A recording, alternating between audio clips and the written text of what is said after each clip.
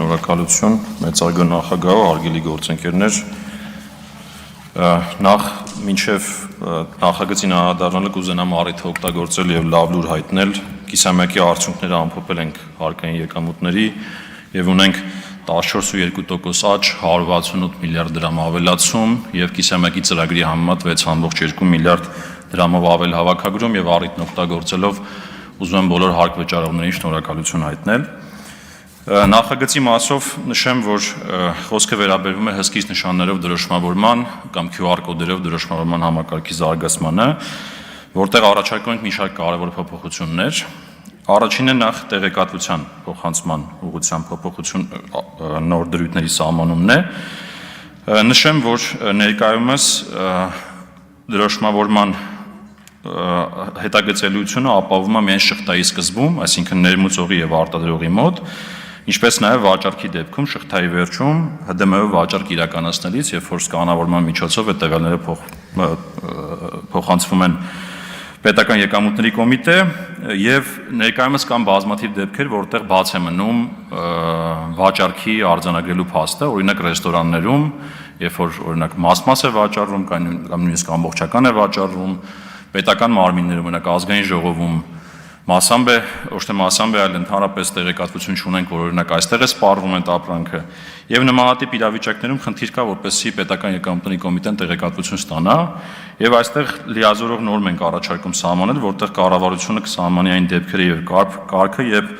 նույնականացման միջոցներով դրոշմավորված ապրանքների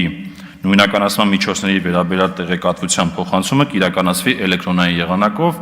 այս բանը քննարկում ենք կառավարությունում եւ կոնկրետ եղանակը դա սկանավորման միջոցով, բջջային հավելվածի միջոցով տնտեսվարողի կողմից տեղեկատվության փոխանցումն է պետական եկամուտների կոմիտե, որպեսզի մենք կարողանանք վաճառքի շղթայի մասին ամբողջական պատկերացում ունենալ։ Այս նախագծով վերանայում ենք նաև պատասխանատվության միջոցները, ներկայումս այդ տեղեկատվություն չփոխանցելը համահավասարեցված էր ՀԴՄ կանոնների խախտման պատասխանատվության միջոցին, հիմա մեղմում ենք եւ առաջարկում ենք 3 տիպի պատասխանատվության միջոցներ, առաջի անգամ ուրեմն խախտման հայտնաբերման դեպքում յուրաքանչյուր խախտման համար 30,000 դրամ, բայց ոչ ավելի քան 300,000 դրամը 1 տարվա ընթացքում խախտումը առաջին անգամ կրկնելու դեպքում յուրաքանչյուր խախտման համար 30,000 դրամ, բայց ոչ ավել 3 միլիոնը եւ 1 տարվա ընթացքում 2 եւ ավելիի դեպքում էլի 30,000 դրամ, բայց ոչ ավել քան 10 միլիոն դրամ, այսինքն 10 միլիոն շեմը պահպանում ենք, բայց ավելի մեղմ պատասխանատվության միջոցներ ենք սահմանում։ Մյուս խումբ փոփոխությունը վերաբերվում է ՀԴՄ կտրոնի վրա լրացուցիչ տեղեկատվությանը, որը պետք է թույլ տա ավելի լավ հարկային վերահսկողություն իրականացնել։ Ներկայումս մենք ունենք տեղեկատվություն տվող հսկիչ նշանների վերաբերյալ ՀԴՄ կտրոնի, բայց կոնկրետ չունենք տեղեկատվություն, թե դա որ ապրանքի մասին է խոսքը գնում, եւ այս դեպքում առաջարկում ենք, որպեսզի ՀԴՄ կտրոնի վրա տպվի նույնականացման միջոցների քանակը, ինչպես նաև նույնականացման միջոցների հիման վրա հարկային մարմնի հաստատված ալգորիթմով գեներացվող ստուգիչ համարը, որը թույլ կտա ստուգման ընթացքում մեր հարկային աշխատողներին իդենտիֆիկացնել, նույնականացնել, թե տվյալ ՀԴՄ-ով վաճառքի դեպքում որ ապրանքներն են հատկապես որ հսկիչ նշաններով ապրանքներն են վաճառվել։ Նաև որոշակի խմբագրական փոփոխություններ ենք առաջարկում այս նախագծով, մասնավորապես նախկինում դրոշմավորման կանոնների չպահպանման դեպքում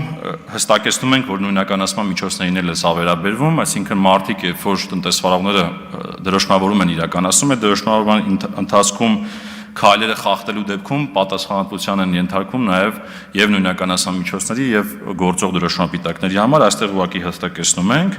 ինչպես նաև խմբագրական որոշ փոփոխություններ ենք առաջարկում, սա արդեն վերաբերվում է հարկային ստուգման տեսակներից մեկին, թեմատիկ ստուգմանը, եւ այստեղ հնարավորություն ենք ընձեռում, որպեսզի արտաժույթի միջոցով հսկիչ գնման